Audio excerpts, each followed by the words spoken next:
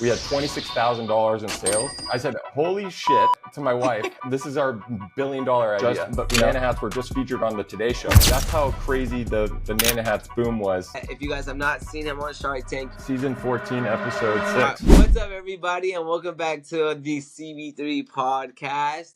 Today we have a very special guest. We have another Shark Tank client that's going to be coming on today. This is Sean Adler. He invented Nana Hats, and basically what his product is, and I'll let him talk a little bit more about it. But he basically created a product that allows you to slow down the ripening of your bananas. So everybody knows when they go to the store, they go grab bananas, and then they put them in their kitchen, and they get brown and mushy, and then you end up throwing them away because no one wants to eat brown bananas. He basically created a product that you put this on the top of the stem, and it slows down that process so that you could make your bananas last longer. Not only is he a recent client of mine, but also wanted to get him on because of the invention, because of the Shark Tank experience and everything that he's gone through. And I want you guys to kind of know about that entrepreneurial journey. But anyways, welcome to the podcast, Sean. When you first came up with this idea, how did that come to be? How did the idea of Nana Hats start? The year was 2016. I was a single man living in downtown San Diego, just going to the grocery store, and I noticed that all the bananas in the grocery store had this like tape or cellophane wrapped around the crown, and I didn't really know what it was for. I always assumed that it was just to keep the bananas together, but it wasn't until I got home and I was trying to figure out ways to make the bananas last longer that I learned that,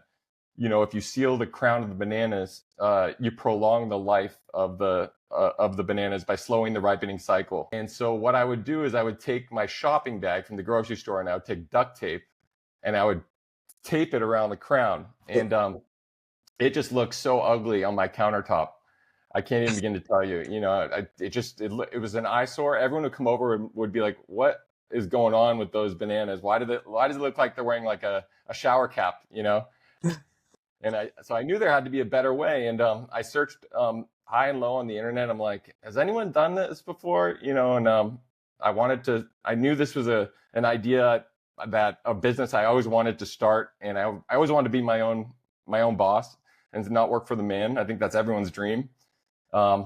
So it wasn't until like 2020 when COVID happened that I really decided to take the leap, because I had a lot more time on my hands, and I knew it was such a unique time in history that, like, if I didn't do it then, like, the chances of it ever happening in the future were so slim. So I said, let's give this a go. And I thought it'd be like a weekend project. I thought I thought I could put in like $3,000 and like I could go and repurpose some old little silicone bandages into the first Nana Hats. And I thought I could start on a Friday and have it like the first prototypes by Sunday. And it just turned to be like so much more difficult than I ever would have thought for something so simple. And it ended, and it was all during COVID, right? So everyone's working from home. So I'm sourcing all the products, working from home. First thing I did was meet with a lawyer. He did a search to look at all the previous artwork and see if anyone's ever done this before in the history of inventions. They do a global search, and it hadn't been done from what we saw. So I wanted to at least submit for the patent, just to get the ball rolling, because I know what a long process that is, and obviously it could be fruitful, but it could go nowhere. But at least if you have the application in, you can say your product is patent pending, and you don't even have to have the product made. It could just be an idea or concept. All you're doing is drawing a picture, and you're trying to patent what something does. And then from there, I got a good referral from my patent attorney to a manufacturer, a silicone injection manufacturer in San Diego. And from there, I got a good referral to an overseas distributor in China. And you have to be very careful with all these people that you choose, because if you choose someone who may not be 100% trustworthy, there's a good chance they might steal your idea. And I've heard so many horror stories. So I was very, very careful with who I chose to work with. And we launched the company in January. I filed my LLC of 2020. By October, I had the first units finally done. And we had a my investment into the business was about like 30 to 40,000 because we had to have a silicone injection, 36 cavity injection molding tool built. I had to hire a product designer to actually design the silicone caps on the 3D modeling software. And then I launched the Kickstarter in November as a way to generate buzz about the product. And, because Kickstarter, a lot of people go on there to need money for their projects and ideas. And I didn't necessarily need their money, but I wanted to gauge the market interest. And it's a great way to get feedback from early adopters and early customers, because a lot of the people who shop on Kickstarter, they're looking for the next thing. So we hit our funding goal. I had over 162 backers, which is awesome. Wow. Yeah, and we launched the company like right after the Kickstarter closed in November. December 2020 was the first month. We had $26,000 in sales. I said, "Holy shit!" to my wife. This is our $1 billion idea. Wow. Now looking back, I should have.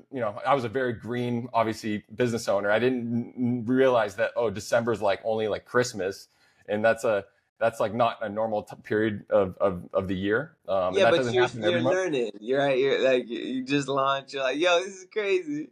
Oh, for sure. I was like, we hit the lotto. Yeah.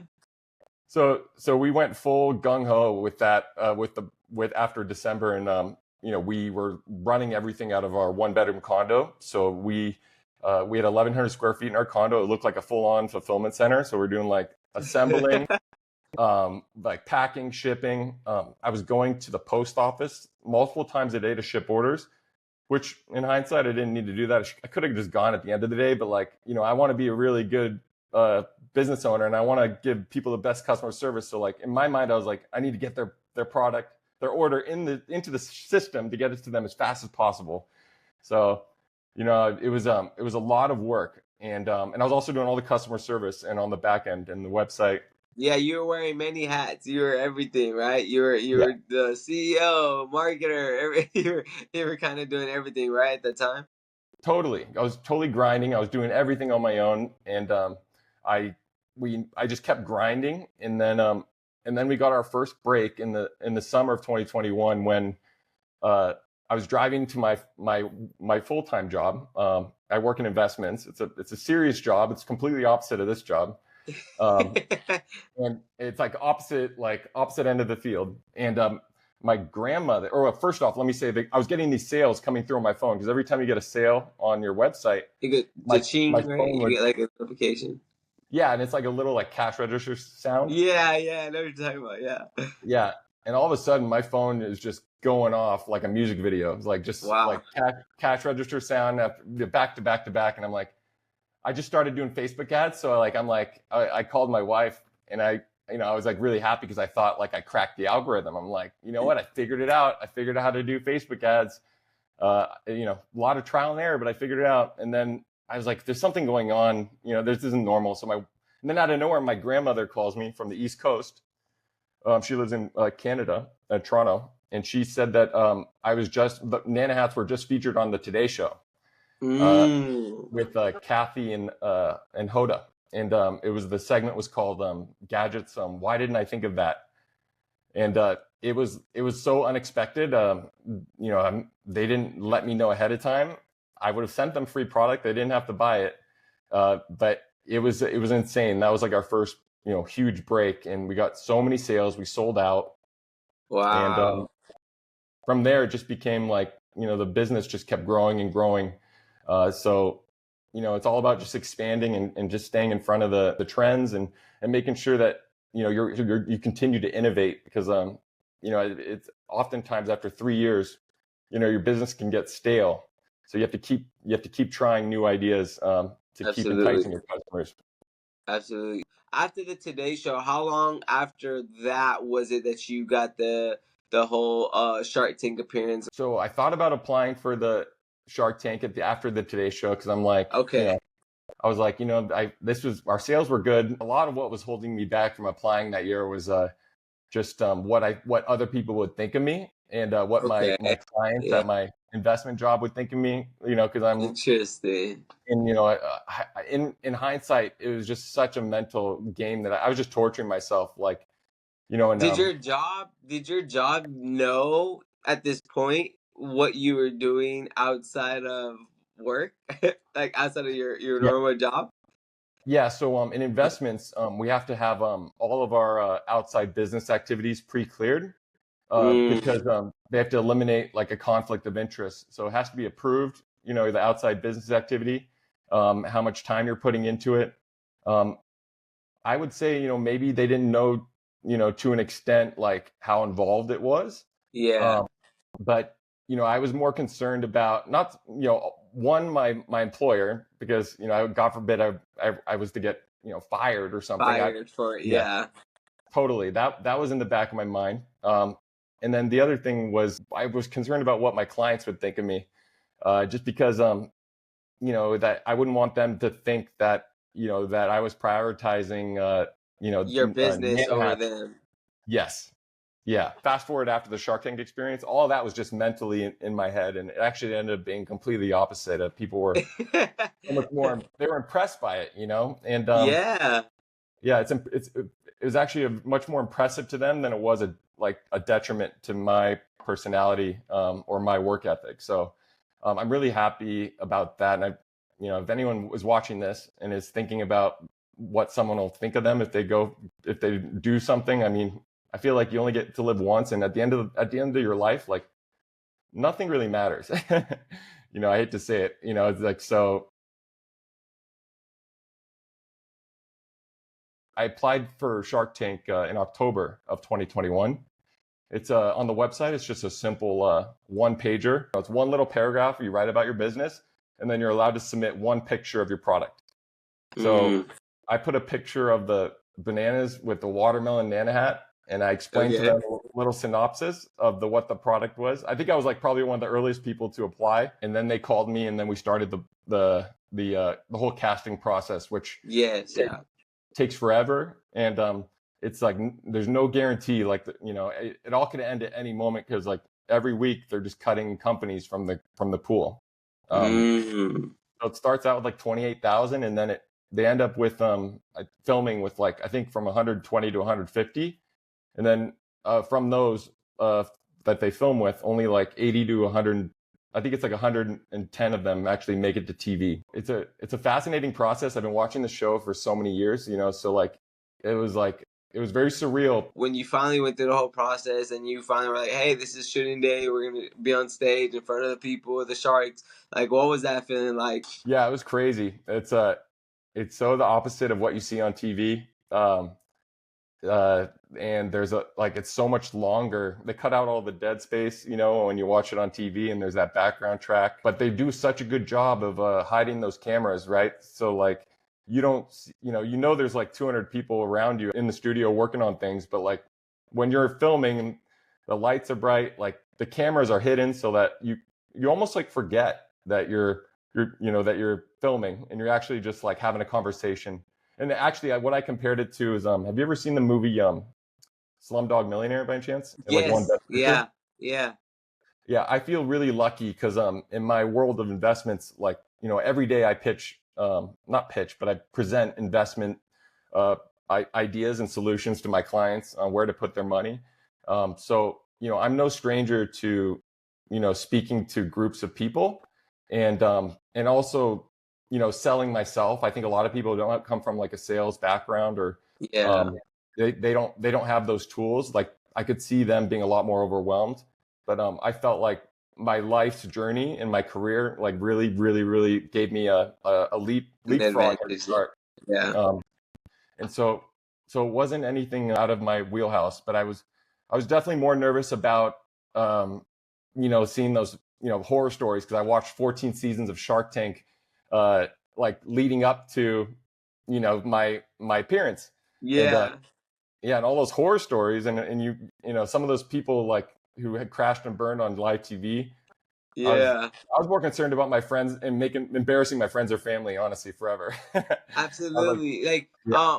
I guess going into it when you were on stage, were you more like, what was the biggest fear when you were talking to him? Was it just like getting grilled on certain questions, maybe a certain shark, or what was that like for you? Yeah, so like you go in there and you don't know what they're going to ask you, and so you got to be prepared for everything, right? You got, Yeah, you're going to ask, they want to know, they might want to know your numbers, they might want to know what your cost to acquire a customer is, yeah, yeah, all those numbers you just got to have dialed in, and I had all those dialed in.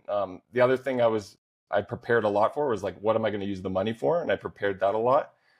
got Um, you. I where the questions that they asked me that I was like, oh shit, like they were like, they maybe like I could have brushed up more on this was, they were asking me more about like, the history of bananas and banana science. And Oh, yeah, got you. I'm like, oh, of course they're gonna tap on that. They were all a pleasure, and they all like, when you're filming, they're actually, they want to get as much airtime as you do. So, they're all like comedians, right? They all have really good senses of humor. They're all super entertaining and charismatic, which I know comes through on the TV show. And so they're all a pleasure to talk to. I went in there and they're telling myself that, if you don't get a deal, that's fine. You're going to be fine. Like, whatever happens, happens. Just like, just try not to embarrass like your legacy forever. Yeah, yeah. Okay, Yeah. so and then you ended up getting a deal. Yeah. I got a deal, and like, I was like, what? Like, I was not expecting a deal, let alone with two sharks. Yeah. Um, and you make the deal, you handshake, you hug there, and then you're sworn to like secrecy. If there's any inkling that you may have told anyone, or say uh you maybe you over, once they go into your numbers after you make the deal, the due diligence, and maybe you were Yeah, over they got exuberant. everything's gotta line up, right? Yes, and it say you forgot to disclose something that was material or really important, and there's a chance like that your episode might not air, Oh, or say your segment wasn't good for TV, say it wasn't that entertaining. like boring or something. Yeah. Right, right. So so pretty much I drove home with like a car full of bananas, and like I was still wearing my makeup from the studio that day.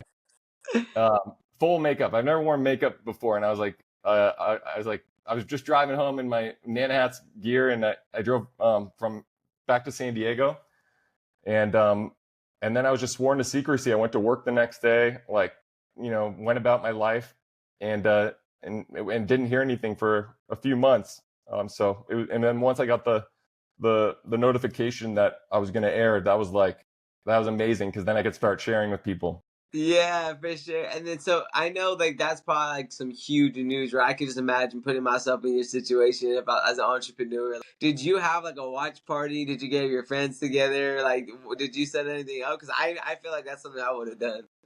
Oh yeah, I mean, I was like, you know, this is like one of those moments in life. It's like, you work so hard on something, and you finally, people make fun of you, and people put up roadblocks for you, and laugh at you, and think your idea is silly and stupid. Like this was like that moment where it's like everyone's just on your team, and it really felt like validation. So I was like, we got to go, like we got to have a big party. So I rented an outdoor movie theater in San Oh Diego. wow, Yeah, I had it fully catered with that's fire! My boy yeah, was on with the big screen. big big screen. I had all my closest, like it was like 100, it was like, it was like 80 people, my closest friends and family, and we had food and open bar, and Oh we wow, I had a step and repeat. You know what that is, right? With yeah, the yeah. with the Nana hats, people could take photos. I had a photographer come. I I dressed up my daughter, like she was only a few months old, as a shark. Um, the news actually came and covered it and did a full segment on Wow. the party, and which was like so cool, the added press. Yeah. And then Damn, you was the talk of the town that day. I know I was like peaking. My wife is like, I've never seen you like so happy, and I'm like, I know. Yeah, And it yeah. was like so surreal to see yourself on TV, so surreal. Because like, in my mind, I filmed it like what, 5 months before, and like I've just been replaying those moments in my mind, not knowing how they would look on TV, or like I had no idea what they were going to cut or what they were going to Yeah, keep. you didn't know how it was going to be edited or anything. It was just you just remember what you did while you were there, and then you didn't know what that result was going to look like when they put it on TV. Right. And I was also like, maybe I started to think about some of the things that like, I'm like, oh, I hope they cut that because I'm self-conscious about that. Or like, those, all that stuff. So, when I saw it for the first time, I couldn't have been like happier with like the final product. I think they did like such a good job with the editing. And it just moved it along like super fast. Like, the final cut is like 9 minutes long. Yeah, once you air, I mean, I'm sure sales booming, right? Right, like after the airing. Oh yeah, the sales just like went completely bonkers. Like, my phone died from all the vibrating. Um, and that was the craziest thing was like our Amazon store like completely sold out within about like 3 minutes. And we're Wow. talking about like 9,000 units. The other thing that was super crazy was that like within about 10 minutes of my airing, a lot of different factories in China, like they saw that like Nanhats was actually the number 3 trending search term on Amazon. So that's how crazy the Nanahats boom was at the Wow. time. So we were trending like super hard. People couldn't get Nanahats. All of a sudden, all the copycats started coming They up started coming. Yeah, they're like, within oh, about damn, 10 he's. minutes of our episode. They were taking our photos and they were like photoshopping them like to make them look kind of different. And they were Uh-huh. listing like copycat products that weren't even, they didn't, there's no Just way to they try could to have eat made it. off this motion that you guys are trying to make money off of it. Yes. Yeah. And so that was really interesting. But then like the next day I woke up like I was a little hungover from the party, but like Yeah, you know there, for sure. there's no time to be hungover when you're an entrepreneur. So like immediately like actually it's funny, Lori was calling me the next day like Oh and, wow. and she was rushing me to get inventory to Amazon. So I had a storage unit like full of extra units that I like, you're on adrenaline. The hangover just disappeared real quick. And Yeah, you're like, let's go. Yeah. yeah, because you have to ride the wave or else like you're gonna miss it. Mm-hmm. You want to You, capitalize on the attention that you currently have.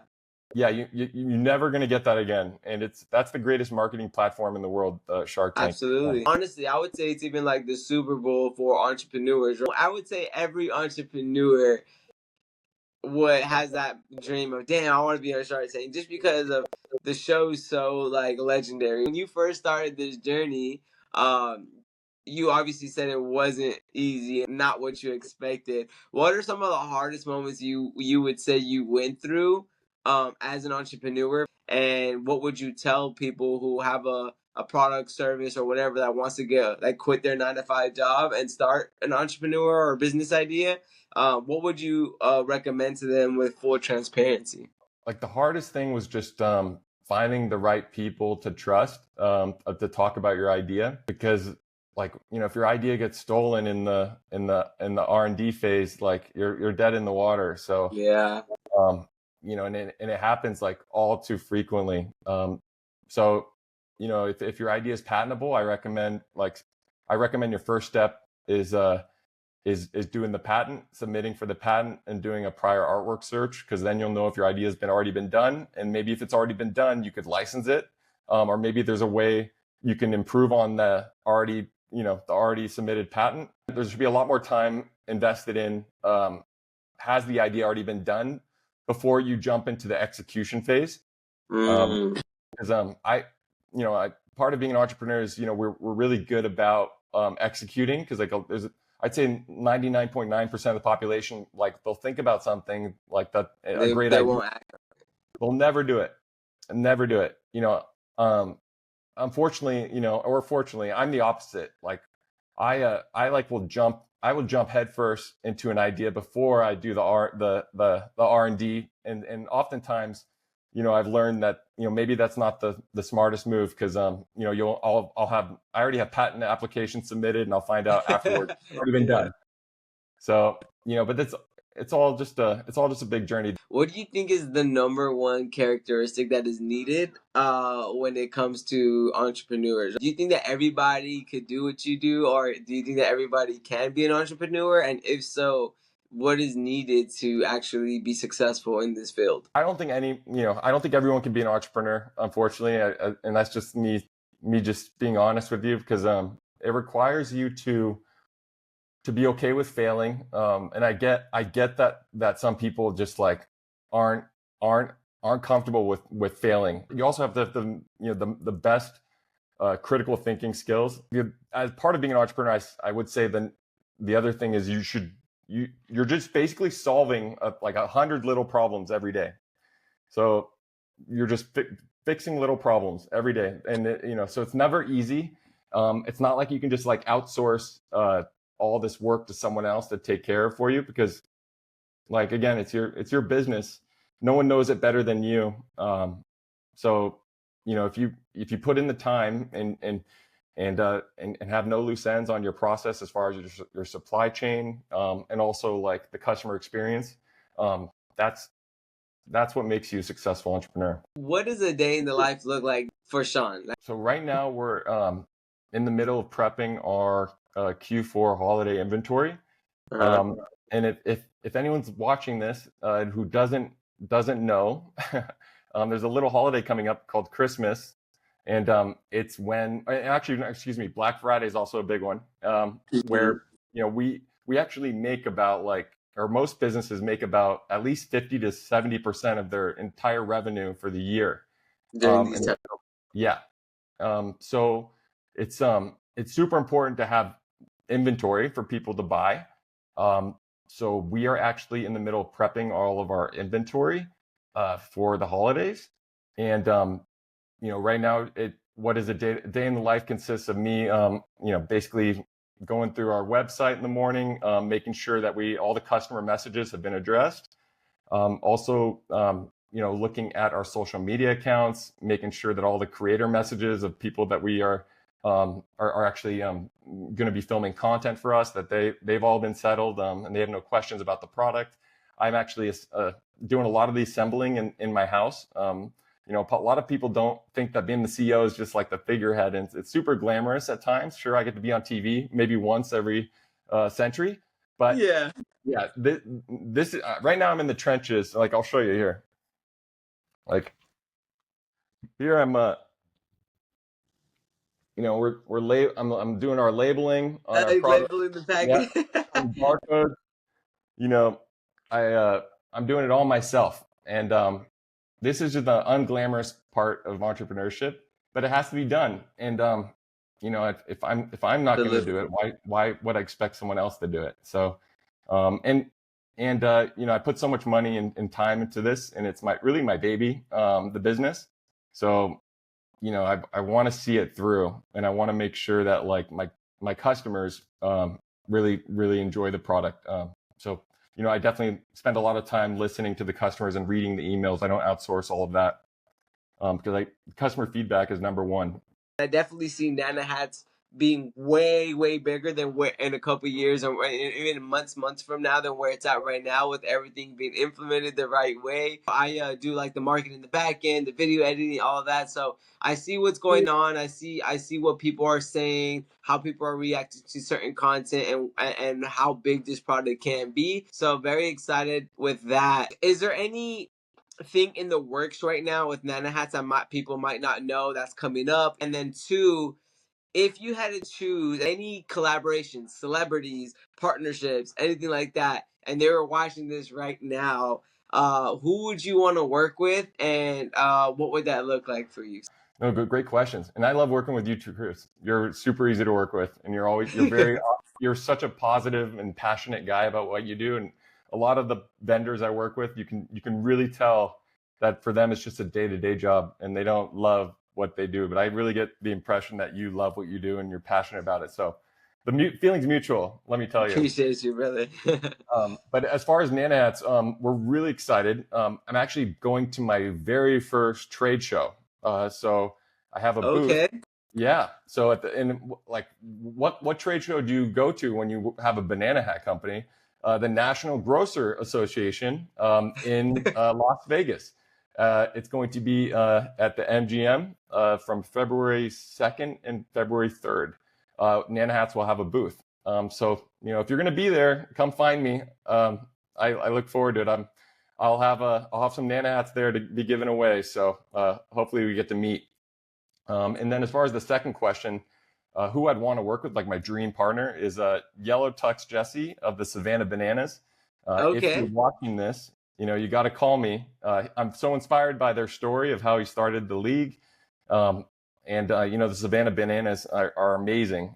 They really sell out stadiums, and they're just a marketing machine. And Yellow Tux Jesse, I mean, Jesse really did an amazing thing with that ball club. So I see a lot of opportunities for us to partner, whether it be giveaways or maybe we come up with a custom style for their team that we can do. So if he's watching this, make sure to put me in contact. That's a perfect partnership or collaboration that could happen, right? I mean, it kind of goes hand in hand with what you guys do. I mean, Savannah Bananas, your product. I mean, hopefully he's watching. If not, we'll definitely make sure you guys spam the comments, Yep. so that we could make sure he sees this if he hasn't already. We have gotten a couple food influencers to feature our product, but I mean, again, I'm open to anyone, any discussion of who you think, and you're the expert, Chris. You gotta, Absolutely. yeah, I trust you. Well, I will say we're cooking some stuff in the back end. We're sending out some emails. We're DMing some people. I did get a list of basically like 30 different people that would be great collaboration. So make sure you guys stay tuned, tap in. Make sure you guys follow Sean all across the board on Nana Hats on Instagram, TikTok, etc. And you guys can stay, tuned in with the story and everything that's going on, because definitely some good things are going to be happening in the future. One of the things I wanted to ask Sean is, I mean, did you ever think that this business would turn into what it's at today? Yeah, I mean, I went into this like, I remember during COVID when I had the idea, I'm like, this is going to be huge. Like this idea is going to be massive. And the people that made my first batch of the little cute crochet knit hats, their minimum order quantity was 3,000 per SKU. And I wanted to Wow. launch the company with 6 different styles. So it's 18,000 little hats. 18,000. It's a lot. Wow. That's a lot, not knowing which ones are going to sell and which ones aren't going to sell. For Um, sure. yeah, so I basically, I told my wife about it, and I also told my brother. My brother told me, I'll never forget this. He told me, like, do you really have to order so many? Like, don't you want to just see if anyone wants this Just before? well. Yeah. And I was like, I'm like, it's gonna do well. Like, I honestly, like, there's no way There's no. in my mind. There's no doubting it. I knew if I marketed it the right way and I took the right photos and presented the product the right way, there was no denying that this product was gonna do well. Was there any times that like people really doubted what you were doing, didn't believe in you, didn't think that this would be a success? Oh yeah, yep. Yeah. All my guy friends laughed at me because, like, you can imagine, like, obviously I love my friends, right? But, like, you tell them you're starting a banana hat company, uh, and they just, like, did not understand, like, what I was talking about. Like, why would you do that? It's there was a lot of doubt from other friends too. Um, but you don't really share, the business with people that you don't care about their opinion, because, like, Absolutely. you're just setting yourself up. It's also like, I compare it to this because we just had our second child, and a lot of the people in our life wanted to know the name of the baby before the baby was born. It's pretty crazy, actually, how many people ask what's their name, like, before the baby's even born. And Uh-huh. we didn't share the name with anyone, because, like, we're, like, superstitious, and we don't want people stealing our baby name because that's happened before with our first child. But B, Yeah. like, I don't want, I don't really care what anyone's opinion is, who I don't value their input. I mean, the people that gave me criticism were people that I was ready to accept criticism from. Okay. So, and again, those are the same people that are, ate their words when they came to the party, the launch party. A lot of the time, everyone's always gonna have something to say, especially the bigger you get, being on national television, the comments. There's always people that have their own opinion, but at the end of the day, like, you really don't care because you don't know these people. It's like, I don't really care about your opinion, but Yeah. the opinion I guess that hurts the most usually is like your friends, your family, like whose opinion you actually like. You ask them like, "What do you think?" So. Yeah. I 100% understand that point where it's like it doesn't affect you if it's not somebody you actually value their opinion. If you guys have not seen the episode yet, if you guys have not seen him on Shark Tank, you guys could go on YouTube, type in Nana Hat Shark Tank. The episode is there on YouTube. What season episode? We're season 14, episode 6. Make sure you guys go watch. Go look at the sharks he landed to deal with. And yeah, man, I promise you guys it's a great episode. You guys will get to know more of who Sean is, his personality, etc., and how the actual deal went down. And Sean, before we end the pod or anything, I want to kind of open it up to you. Is there anything that you want to kind of leave the people off with? If anyone's listening that like is on the fence, about starting something, or there's something that they I'll eventually get to that idea whenever I have time. It's like, just do it. You got to do it now. Stop dilly-dallying. The other thing was really inspiring was like a lot of the messages I got from fans of the show after I aired about me inspiring them to actually like start their ideas, and was really like heartwarming and touching that like people are saying you inspired me to start my idea when I have a full-time job too. So that really meant a lot. So if anyone's watching that has something that they've been thinking about and want to pursue, make that not your New Year's resolution, make it your end of year resolution, and then continue it to next year. So best of luck to everyone, and thank you for having me, Chris. This was awesome. Of course.